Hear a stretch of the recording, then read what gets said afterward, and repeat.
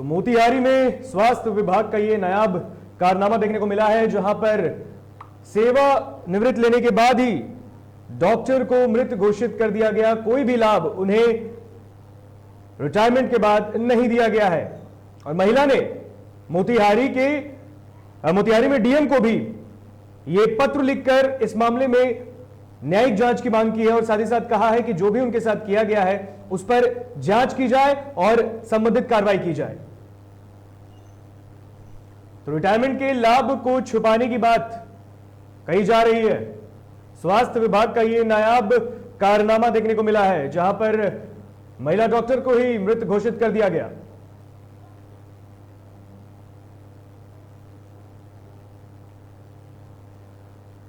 तो पूरी खबर मोतिहारी की है, जहां पर महिला डॉक्टर को मृत घोषित कर दिया गया। रिटायरमेंट के लाभ को छुपाने की बात कही जा रही है। स्वास्थ्य विभाग का ये नायाब कारनामा देखने को मिला है और महिला डॉक्टर ने डीएम को भी पत्र लिखकर इस पर न्यायिक जांच की गुहार लगाई है।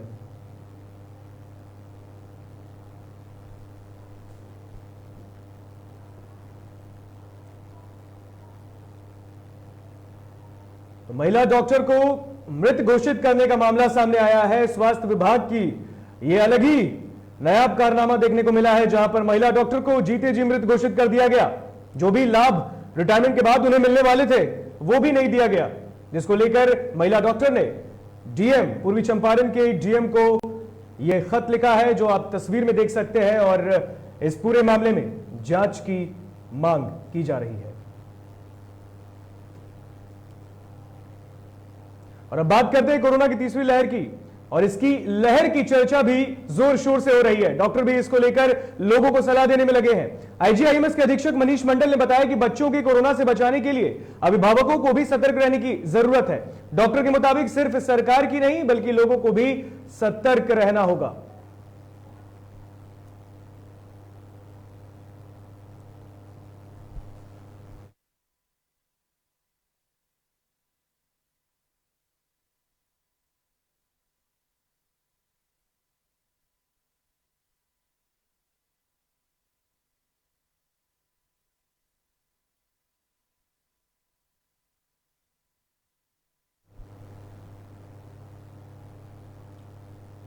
तो कोरोना की तीसरी लहर की पहचान और उसकी पुष्टि के बाद डॉक्टर ने कहा है कि ये जो लहर है बच्चों के लिए बहुत ही घातक होने वाली है। तो बच्चों को सतर्क रहने की आवश्यकता है। साथ ही साथ बच्चों के जो अभिभावक हैं उनको भी सतर्क रहने की जरूरत है। बच्चों को खास करके कोरोना की तीसरी लहर में बचाने की आवश्यकता है।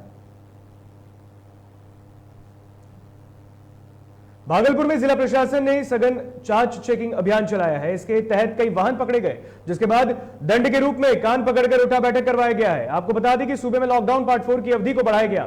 इसके बावजूद भी लोग अपनी हरकतों से बाज नहीं आ रहे, खुलेआम सड़कों पर घूमते हुए नजर आ रहे हैं।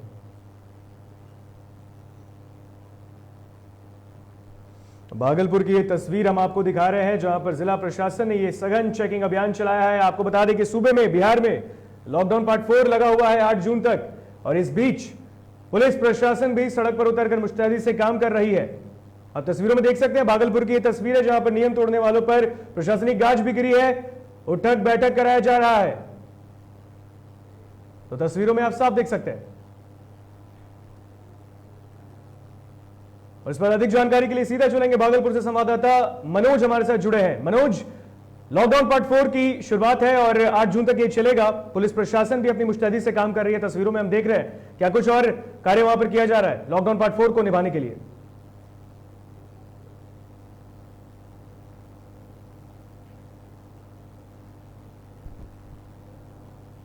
जी मनोज, क्या आपको हमारी आवाज आ रही है?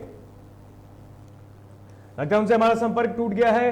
तो भागलपुर की तस्वीर है, जिला प्रशासन ने सघन चेकिंग अभियान चलाया है और इस सघन वाहन चेकिंग अभियान के तहत कई वाहनों को भी पकड़ा गया है, जुर्माना भी वसूला गया है। तस्वीरों में आप साफ देख सकते हैं। और साथ ही साथ ये देखिए तस्वीरों में, लॉकडाउन पार्ट 4 का अगर उल्लंघन करेंगे तो यही करना पड़ेगा आपको भी। उठक बैठक कराया जा रहा है और प्रशासन अपने तरीके से काम कर रही है। लॉकडाउन पार्ट 4 को निभाने की, कोरोना गाइडलाइंस के नियम को निभाने की आवश्यकता है और उसको लेकर सड़क पर उतरकर पुलिस भी लोगों से उठक बैठक करवा रही है। और इस पर एक बार फिर अधिक जानकारी के लिए मनोज, संवाददाता भागलपुर से, एक बार फिर हमारे साथ जुड़े हैं। मनोज, लॉकडाउन पार्ट 4 की शुरुआत है वहां पर भी, और पुलिस प्रशासन क्या कुछ कार्य कर रही है वहां पे? जी जी ऋतिक जी, मैं आपको बताना चाहता हूं कि पार्ट का जो है स्टार्ट हो चुका है और प्रशासन जो है लगातार मुस्तैद कर जो इधर उधर बाहर फालतू घूम रहे हैं जी, उनके ऊपर कड़ी से कार्रवाई की जा रही है और जिला प्रशासन यहाँ सजग है। लेकिन उन लोगों को जो फालतू के इधर उधर घूम रहे हैं उन लोगों को ये भी जानकारी नहीं है कि अभी लॉकडाउन का पूरा तरह पालन किया जा रहा है जी, जो कि बेवजह फालतू इधर उधर ना घूमे। लेकिन फिर भी इन लोगों को ये महसूस नहीं हो पा रही है कि हम लॉकडाउन 4 में आ चुके हैं। सरकार हालांकि गाइडलाइंस का पालन करने के लिए नियम तौर पे कह रही है, बिल्कुल, लेकिन इन लोगों अभी तक भी जो है नियम के फॉलो नहीं कर पा रहे हैं। जी बिल्कुल मनोज, तमाम जानकारी के लिए बहुत बहुत शुक्रिया आपका। तो तस्वीरों में आप साफ देख सकते हैं भागलपुर की तस्वीर, लॉकडाउन पार्ट 4 का उल्लंघन करने वालों को उठक बैठक कराया जा रहा है। कई वाहनों को भी चेकिंग के दौरान जब्त किया गया है, साथ ही साथ जुर्माना भी वसूला गया है। यानी कि अगर आप बेवजह घर से बाहर निकलेंगे, घूमेंगे, तो पुलिस की लाठी पड़ेगी, पुलिस आपसे उठक बैठक कराएगी और आपको यह एहसास दिलाएगी कि कोरोना गाइडलाइन का पालन करना है, बेवजह बाहर नहीं निकलना है। और इसकी ताजा तस्वीर भागलपुर से हम आपको दिखा रहे हैं। सीतामढ़ी के महसौल चौक पर एसडीपीओ सदर एवं महसौल ओपी प्रभारी खुद सड़कों पर उतरकर लोगों का चालान काट रहे हैं। वहीं अनावश्यक रूप से निकलने वालों पर पुलिस ने सख्ती भी दिखाई है। मौके पर सीतामढ़ी एसडीपीओ ने लोगों से सोशल डिस्टेंसिंग, मास्क का प्रयोग और घर में रहने की सलाह दी है। साथ ही कहा कि कोरोना को हराने के लिए सभी लोगों का साथ आना जरूरी है। राजद प्रवक्ता और पूर्व विधायक शक्ति यादव ने मुख्यमंत्री पर कटाक्ष किया है। शक्ति यादव ने कहा कि अनुकंपाई मुख्यमंत्री ने बिहार को बर्बाद कर दिया। उन्होंने कहा कि बिहार में तीसरे नंबर की पार्टी होने के बावजूद भी जेडीयू बीजेपी पर हावी है। बिहार के अनुकंपाई मुख्यमंत्री नीतीश कुमार जी के कार्यशैली से भाजपा और कई छोटे घटक दल एनडीए के बिहार में पूरा सदमा में है। भाजपा का तो कार्यकर्ता जो मंडल स्तर पर है, मानो उन लोग के अंदर एक गुबार गुस्से का कब फूटेगा ये पता ही नहीं चलेगा। हालात बद से बदतर है। 75 एमएलए की पार्टी, विश्व की सबसे बड़ी पार्टी, और तीसरे नंबर के पार्टी के सामने सत्ता लोलुपता के कार्य चलते नतमस्तक हो रखी है। संपूर्ण क्रांति दिवस के अवसर पर कटिहार जिला समाहरणालय के सामने 5 सूत्री मांगों को लेकर जाप नेताओं ने 1 दिवसीय भूख हड़ताल मनाया। बता दें कि जाप नेताओं द्वारा पार्टी सुप्रीमो पप्पू यादव के रिहाई की मांग लगातार नीतीश कुमार से की जा रही है, नीतीश सरकार से की जा रही है। और इस दौरान मौके पर कई जाप के नेता और कार्यकर्ता मौजूद रहे।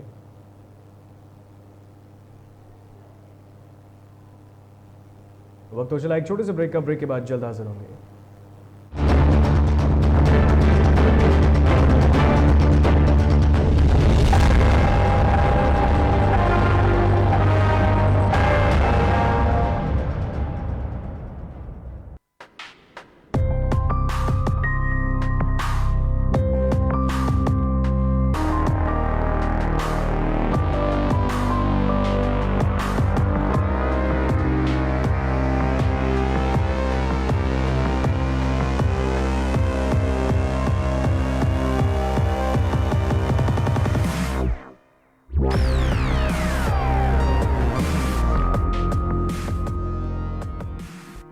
नमस्कार, मेरा नाम है सौरभ सफारी।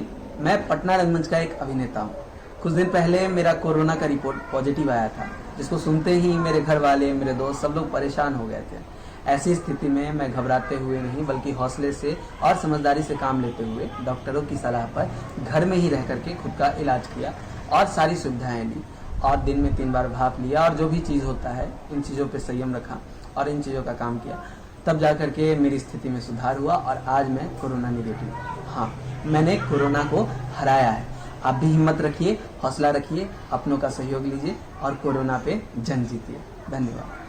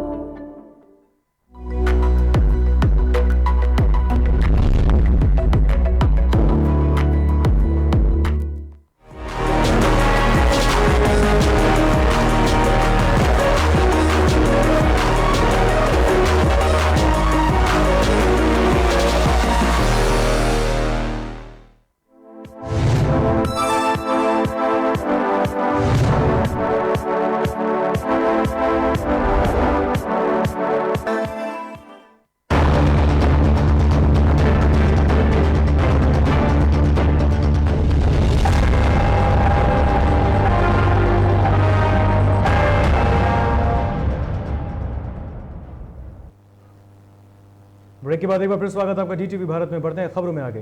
गया में दिल दहला देने वाली घटना सामने आई है, जहां दरिंदों ने एक मासूम के साथ दुष्कर्म की घटना को अंजाम दिया है। घटना कोतवाली थाना क्षेत्र की है। हत्या कर शव को जंगल में फेंक दिया गया, जिसके बाद आक्रोशित लोगों ने मुख्य आरोपी को धर दबोचा और जमकर उसकी पिटाई की और पुलिस के हवाले कर दिया। आपको बता दें कि आरोपी पहले भी दुष्कर्म की घटना को अंजाम दे चुका है।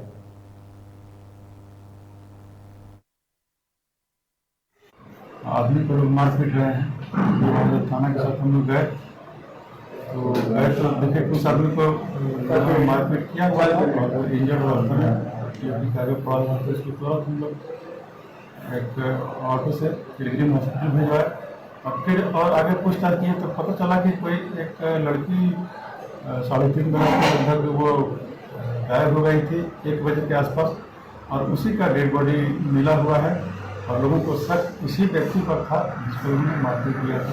घटना हुई दोपहर में नहा जो कोई लड़की खेल रही थी और लड़कावा इनने से जा रहा था, एक माता डांटबो कह रहे यहाँ पर से कहा अरे चल भाग यहाँ पर से।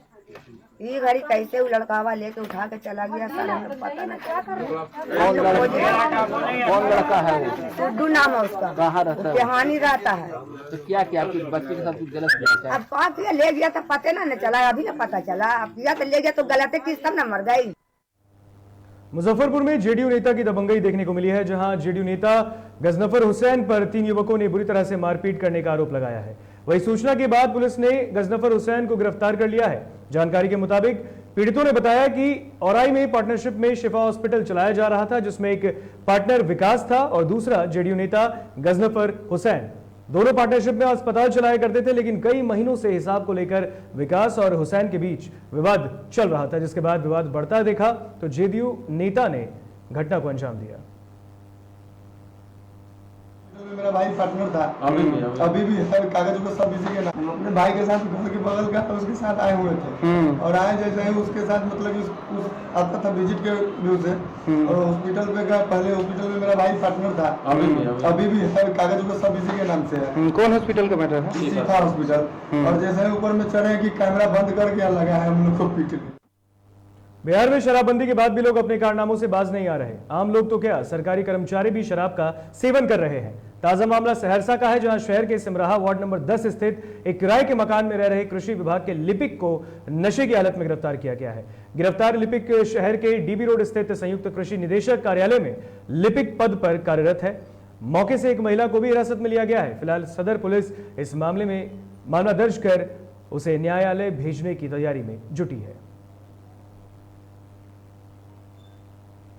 तो सहरसा में कृषि विभाग का लिपिक गिरफ्तार हुआ है। बिहार में पूर्ण शराबबंदी के बीच सरकारी कर्मचारी ही शराब का सेवन करते पकड़ा गया है।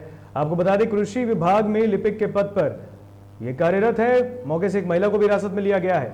नशे की हालत में कृषि विभाग के लिपिक को गिरफ्तार किया गया है। तस्वीरों में आप देख सकते हैं सहरसा का पूरा मामला है ये।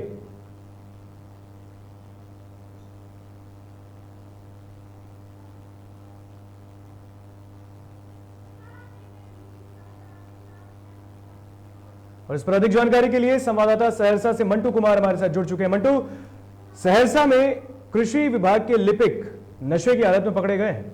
आम आदमी तो क्या, अब सरकारी मुलाजिम भी शराब का सेवन कर रहे हैं? जी, मामला सिमराहा वार्ड नंबर 14 का है, जो सहरसा में कृषि विभाग के कर्मी हैं जो कार्यरत थे। वो जो है अपने जाम सरकार है शराब के साथ। जी मंटू, जी, इसमें जो है महिलाएं भी ना कि सूचना पर पुलिस को मौके पर फिलहाल कृषि विभाग का जो लिपिक गिरफ्तार हुआ है, उनके साथ क्या कुछ किया जा रहा है, ये जानना चाहेंगे आपसे। जी, उनको तो गिरफ्तार किया गया, हालांकि उनको जेल भेज दिया गया है, लेकिन महिला की माने तो अपने गांव से जो है चौकी खरीदने आया था। जी मंटू, बिल्कुल, तमाम जानकारी के लिए बहुत बहुत शुक्रिया आपका। इस खबर पर नजर बना रखें, आगे भी जानकारी लेते रहेंगे। कृषि विभाग का लिपिक सहरसा में गिरफ्तार किया गया है। तस्वीरों में देखिए, ये सरकारी मुलाजिम है जो नशे की हालत में बैठे हैं। बिहार में पूर्ण शराबबंदी की बात तो चल रही है, आम आदमी तो क्या, सरकारी मुलाजिम भी अब शराब का सेवन कर रहे हैं और नशे की हालत में पुलिस ने इसे गिरफ्तार किया है।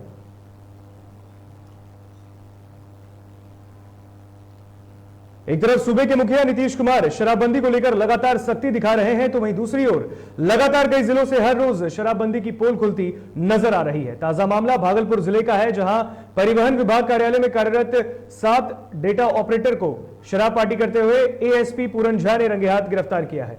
सभी गिरफ्तार डेटा ऑपरेटर को मेडिकल जांच कराया गया, जिसमें शराब पीने की पुष्टि हुई है। बताया जा रहा है कि डेटा ऑपरेटर के शराब सेवन की गुप्त सूचना मिली, जिसके आधार पर एएसपी पूरन झा ने मौके पर पहुंचकर शराब के साथ सभी डेटा ऑपरेटर को रंगे हाथों दबोच लिया। रोहतास में पुलिस को बड़ी कामयाबी हाथ लगी है। दरअसल एसपी के निर्देश पर गठित स्पेशल टीम ने कार्रवाई करते हुए लूट की योजना बना रहे अपराधियों को गिरफ्तार किया है। बता दें कि इस दौरान पुलिस ने 4 अपराधियों को गिरफ्तार किया। वही अपराधियों के पास से 2 देसी कट्टा, 5 जिंदा कारतूस और लूट के 81,000 रुपए भी बरामद किए गए हैं। इसी क्रम में ऐसी जानकारी मिली कि जो अपराधी हैं वो सोरा हवाई अड्डा के पास एकत्रित होकर के लूटपाट की घटना को अंजाम देने के लिए एकत्रित हुए हैं और इस सूचना के सत्यापन तथा आवश्यक कार्रवाई के लिए उस विशेष टीम के द्वारा छापेमारी की गई। तो 2 अपाची मोटरसाइकिल के साथ अपराधकर्मी लाल कृष्णा गुप्ता, पिता प्रदीप कुमार गुप्ता जो कि डेहरी टाउन क्षेत्र का रहने वाला है, राहुल कुमार, सन्नी सिंह जो कि फजलगंज सासाराम नगर का रहने वाला है और दानिश खान जो कि सासाराम नगर का तकिया का रहने वाला है। इनको 2 देसी कट्टा और 5 जिंदा कारतूस और 2 मोटरसाइकिल इनके पास से बरामद किया गया है। कटिहार के आजमनगर थाना क्षेत्र में अज्ञात अपराधियों ने किराना व्यवसायी को गोली मारकर उसे घायल कर दिया। घटना को अंजाम देने के बाद अपराधी वहां से भागने भी लगे। इसी दौरान एक अपराधी की नदी में डूबने से मौत हो गई। इधर मौके पर पहुंची पुलिस ने मृतक के पास से कारतूस और मोबाइल बरामद किया है। ये मामला है पस्तिया गांव का, जो 2 दिन पहले गोलीकांड हुआ था। गोलीकांड में जो बाइक सवारी जो अपराधी था, तो एक अपराधी बाइक सवार होकर भाग गया था, दूसरा अपराधी गांव का हल्ला होने के कारण से वो दूसरी गली होकर नदी के किनारे जाकर के नदी में गिरा हुआ। तो 2 दिन बाद अभी सुबह पता चला कि एक लाश नदी में गिरा हुआ है। उसी क्रम में थाना प्रभारी को सूचना दिया गया, आया और लाश को उठा। नवादा में लॉकडाउन में भी अपराधियों के हौसले बुलंद है। शनिवार को नवादा बाईपास के आसपास अपराधियों ने एक युवक की गोली मारकर हत्या कर दी। बताया जा रहा है कि पैसे के लेन देन में युवक की हत्या की गई है। फिलहाल पुलिस पूरे मामले की जांच कर रही है।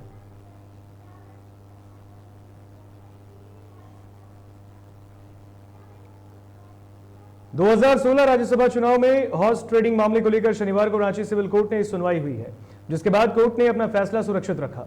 वहीं सुनवाई के दौरान राज्य सरकार की तरफ से अपर लोक अभियोजक श्रद्धा जया टोपनो ने अपना पक्ष रखा है।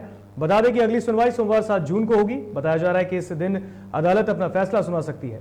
बताया जा रहा है कि कथित तौर पर राज्यसभा चुनाव 2016 में हुए हॉर्स ट्रेडिंग के मामले में पूर्व मुख्यमंत्री रघुवर दास और एडीजी अनुराग गुप्ता की मुश्किलें अब थोड़ी बढ़ सकती हैं। अनुसंधान करता हुआ एक आवेदन दिया है किसी एक का सेक्शन, जिसकी सुनवाई आज न्यायालय के जिसमें सरकार की ओर से सरकार ने सरकार जो भी पक्ष करेगा और इसका ऑर्डर है रिजर्व रखा गया। अगली तिथि सोमवार। झारखंड में शराब की बिक्री और नियंत्रण निजी एजेंसी के हवाले करने के फैसले को लेकर बीजेपी ने हेमंत सरकार पर बड़ा हमला बोला है। वहीं बीजेपी प्रवक्ता कुणाल शारंगी ने कहा कि सरकार पोटी चड्ढा मॉडल लागू करना चाहती है। तो झारखंड में यहां पर शराब की जो बात है उस पर सामने आ रही है और साथ ही साथ भाजपा के प्रवक्ता शारंगी ने इस पूरे मामले में बात कही है और साथ ही साथ राज्य सरकार हेमंत सरकार पर हमला भी बोला है। तो नियंत्रण निजी एजेंसी के हवाले करने के फैसले को लेकर बीजेपी ने हेमंत सरकार पर बड़ा हमला बोला है। बीजेपी प्रवक्ता कुणाल शारंगी ने कहा कि सरकार पोटी चड्ढा मॉडल लागू करना चाहती है। द्वारा राज्य में शराब की बिक्री और नियंत्रण हेतु बने झारखंड स्टेट बेवरेज कॉर्पोरेशन की शक्तियों को सीमित करते हुए शिथिल करते हुए अब शराब की बिक्री और नियंत्रण का काम निजी हाथों में देने का फैसला किया गया है। कहीं न कहीं सीधे तौर पर ये इस ओर इंगित करता है कि आने वाले दिनों में चंद शराब माफियाओं के दबाव में सरकार यहां काम करने वाली है और पौंटी चड्ढा के शराब बेचने या शराब को नियंत्रण करने के मॉडल को राज्य में भी स्थापित करने की योजना है। इससे सीधे तौर पर कमीशनखोरी में बढ़ावा होगा। जो डिस्ट्रीब्यूटर्स हैं वो सप्लायर्स पर ज्यादा कमीशन का दबाव बनाएंगे और उसी के आधार पर वो सप्लाई का सिलेक्शन करेंगे। झारखंड के डीजीपी नीरज सिन्हा अपर पुलिस महानिदेशक सरायकेला खरसावां जिले के अति नक्सल प्रभावित क्षेत्रों का दौरा किया। इस दौरान नक्सलियों के विरुद्ध चलाए जा रहे अभियान की समीक्षा की गई। साथ ही उन्होंने वहां के जवानों से भी बातचीत कर उनका हौसला अफजाई किया। वो बताइए, सरकार से हम लोग अनुरोध करके आपकी जो कठिनाई है उसको दूर करा देंगे। सरकार के सबसे ऊंचे स्तर पर जा करके रांची के नगरी थाना क्षेत्र में 2 बच्चों का शव मिलने से इलाके में सनसनी फैल गई है। बताया जा रहा है कि दोनों बच्चों का शव घर से कुछ दूर संदेहास्पद स्थिति में पाया गया। वहीं घटना की सूचना मिलते ही मौके पर पहुंची पुलिस मामले की जांच कर रही है। 2 बच्चों के मिसिंग की सूचना मिली थी कल शाम में। उसके बाद नगरी पुलिस के द्वारा लगातार खोजबीन की जा रही थी। आज जानकारी मिली कि एक छोटा सा डोभा टाइप का है, उसमें 2 बच्चे डूबे हुए हैं, तो उनको निकाला गया। स्पेशल की टीम भी आई है, जांच कर रही है। डॉग स्क्वाड की भी टीम आई हुई है और हम लोग जांच कर रहे हैं इसका।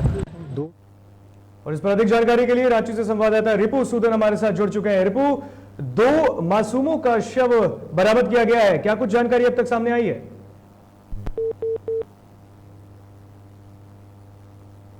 लगता है हमारा संपर्क हमारे संवाददाता से टूट गया है। तो बता दें कि रांची में 2 शवों के मिलने की पुष्टि हुई है और संदेहास्पद स्थिति में ये दोनों बच्चों का शव मिला है। मौके पर पुलिस भी पहुंच गई है और इस पूरे घटना की जांच कर रही है। वहीं शव मिलने से इलाके में सनसनी फैल गई है।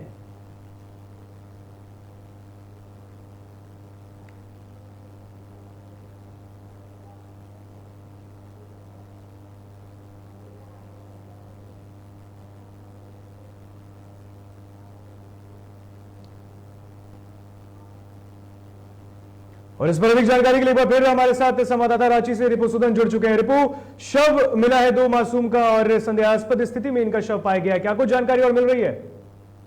देखिए, वो नहाने गए थे, नहाने के दरमियान गहरे पानी में जाने के चलते इन दोनों की मौत। एक को बचाने के लिए दूसरे ने छलांग लगाई, बाकी उसको बचाते बचाते एक दूसरे में फंसकर लग गया और मौत। पुलिस जो है वहाँ पहुँच कर शव को अपने कब्जे में लेकर और समाप्त कर रही है। जी रिपु, तमाम जानकारी के लिए बहुत बहुत शुक्रिया आपका। तो शव मिलने से इलाके में सनसनी फैल गई है। 2 मासूम का शव बरामद किया गया है।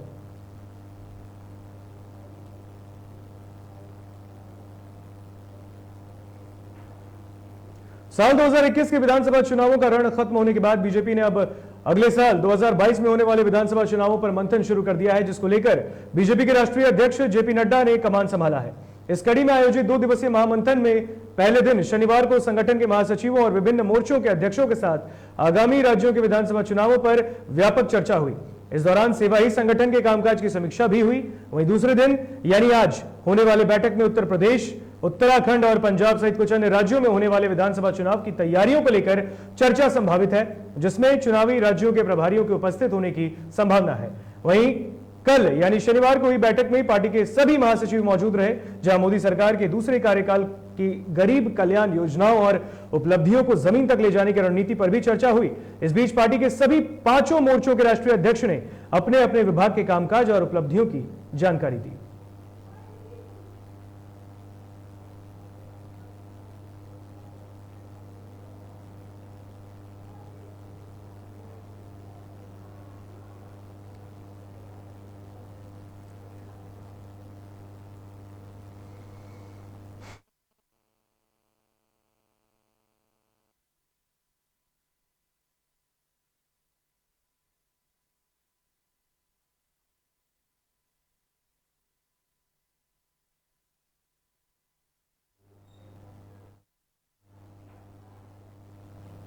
और इस वक्त की बड़ी खबर मधुबनी से सामने आ रही है, जहां पर युवक की पीट कर हत्या का मामला सामने आया है। बड़ी खबर मधुबनी से सामने आ रही है, युवक की पीट कर हत्या कर दी गई है।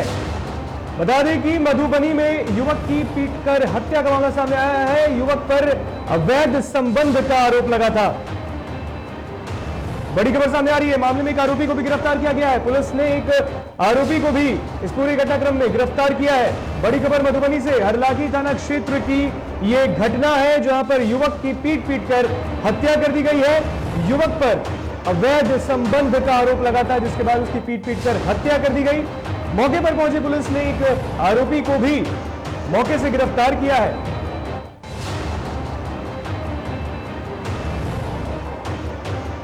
बता दें कि युवक की पीट कर हत्या की गई है। मधुबनी के हरलाखी थाना क्षेत्र की घटना है जहां पर अवैध संबंध के आरोप में युवक की पीट कर हत्या कर दी गई, उसे मौत के घाट उतार दिया गया। पुलिस ने एक आरोपी को भी गिरफ्तार किया है इस पूरे मामले में।